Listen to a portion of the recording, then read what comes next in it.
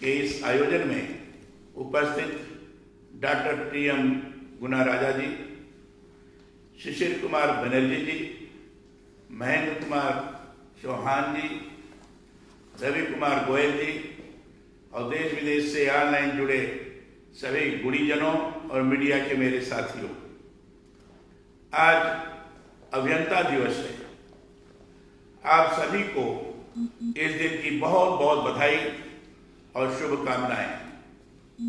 यह सुखद है कि आज इस पुनीत अवसर पर इंजीनियरिंग के क्षेत्र में उत्कृष्टता की खोज को बढ़ावा देने के लिए एमिनेंट इंजीनियर्स अवार्ड 2021 का आयोजन किया जा रहा है। इंजीनियरिंग अनुसंधान, इंजीनियरिंग प्रौद्योगिकी विकास में उत्कृष्ट योगदान के लिए पुरस्कार प्राप्त करने वाले सभी अभियंताओं और विषय विशेषज्ञों को मेरी हार्दिक बधाई और शुभकामनाएं। आज का यह दिन पावन दिन है। भारत रत्न से सम्मानित देश के महान अभियंता सर मोक्षगुंडम विश्वेश्वरैया एवं विश्वेश्वरैया का भी आज जन्मदिन है। उनकी स्मृति को अक्षुण्ण बनाए रखने के लिए यह दिवस हम मनाते आ रहे हैं। सर एवं विश्वेश्वरैया देश के महान इंजीनियर ही नहीं थे, बल्कि महान शिक्षाविद भी थे। मैसूर राज्य में उन्होंने अपने समय में स्कूलों की संख्या 4,500 से बढ़ाकर 10,500 कर दी थी।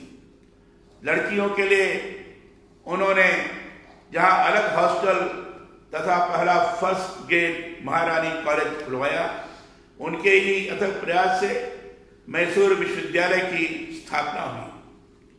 विश्वेश्वरैया जो उद्योगों को देश की रीढ़ कहते थे, देश के मौजूद उद्योगों को जापान व इटली के विशेषज्ञों की मदद से उन्होंने और अधिक विकसित किया।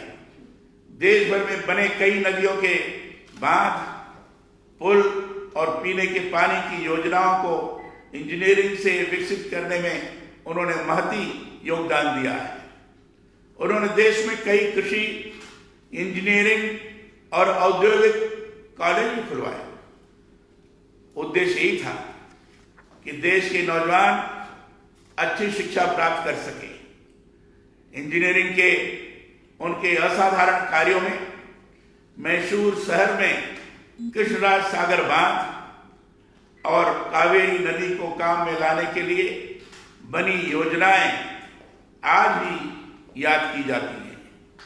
ऐसे महान व्यक्तित्व को नमन करते हुए मैं आप सभी से आग्रह करता हूं कि उनके दिए तकनीकी ज्ञान के आलोक में हम भारत को इंजीनियरिंग के क्षेत्र में विश्व का अग्रणी देश बनाने के लिए कार्य करें।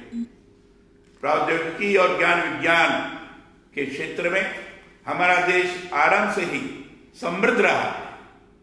प्राचीन काल की सभ्यताओं के जो अवशेष प्राप्त हुए हैं, उनसे हमारे समृद्ध अतीत को गहरे से अनुभूत किया जा सकता है। महर्षि कणादकृत वैशेषिक दर्शन को पढ़ेंगे तो लगेगा भौतिक विज्ञान की विरल विवेचना उन्होंने की है। भौतिक विश्व की सृष्टि, व्याख्या और प्रभाव की एकता, पदार्थ और ऊर्जा से की एकता, संरक्षण आदि अनेक बिंदुओं पर विशद ज्ञान इसमें है। ऋग्वेद में कुछ विशेष ज्ञानों का संदर्भ है। भास्कराचार्य ने पृथ्वी के सूर्य परिभ्रमण काल की गणना दशमलव के 9 स्थानों तक की है। आर्यभट्ट ने बहुत पहले ही यह कह दिया था कि पृथ्वी सूर्य की परिक्रमा करती है। मोहनजोदड़ो के प्राचीन स्नानागार आज के तरणतालों के समान थे। हड़प्पा काल के जो अवशेष हमें मिले हैं, उनमें वृहद स्नानागार और आज के तरणताल की उत्कृष्ट इंजीनियरिंग के बारे में महत्वपूर्ण जानकारियां हैं। पक्की ईंटों से बने स्नानागार को जल रोधी या लीक प्रूफ बनाने के लिए तब लोग जिप्सम व बाइटुमिन्स का प्रयोग करते थे। इससे पता चलता है कि हड़प्पा सभ्यता के लोगों का सिविल इंजीनियरिंग ज्ञान कितना महत्वपूर्ण था।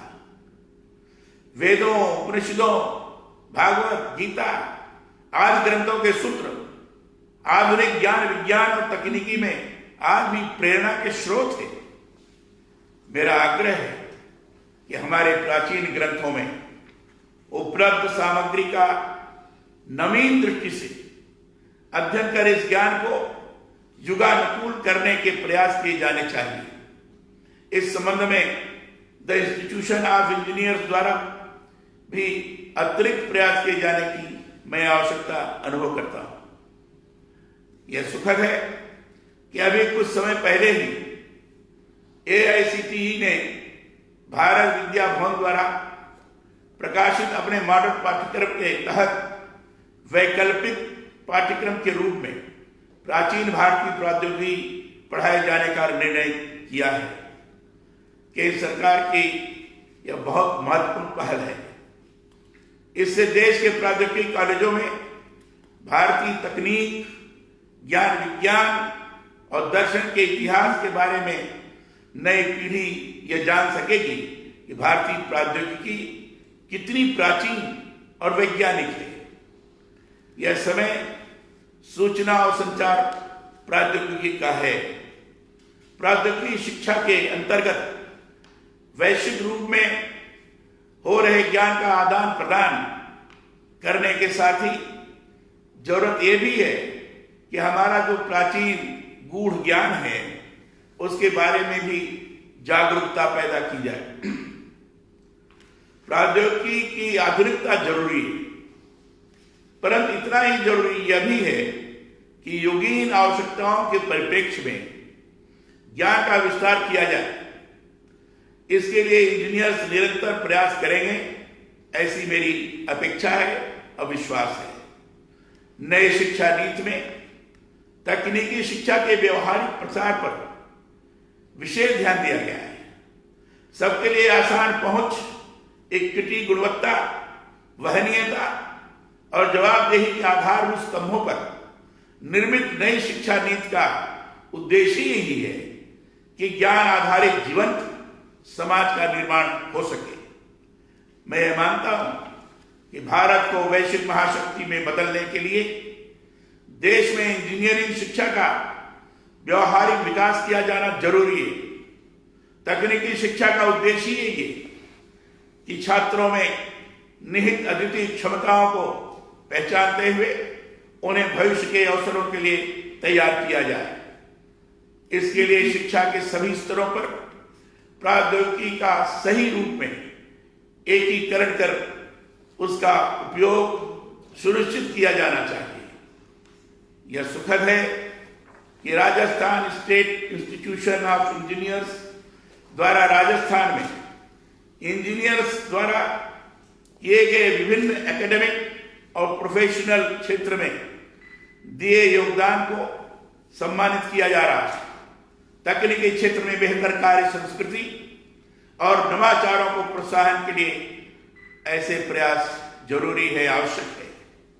आपका यह संस्थान इंजीनियरिंग के क्षेत्र में प्रतिभाओं को आगे लाने, प्रदेश में तकनीकी क्षमता बढ़ाने के लिए निरंतर कार्य करते हुए अपनी विशिष्ट पहचान बनाए, यही मेरी शुभकामना है। आपने मुझे इस अवसर पर याद किया, इसके लिए मैं बहुत आभारी हूं। मैं पुनः उन सभी लोगों को बधाई देता हूं जिसको एक्सीलेंस अवार्ड प्रदान किया गया है। बहुत बहुत धन्यवाद। जय हिंद।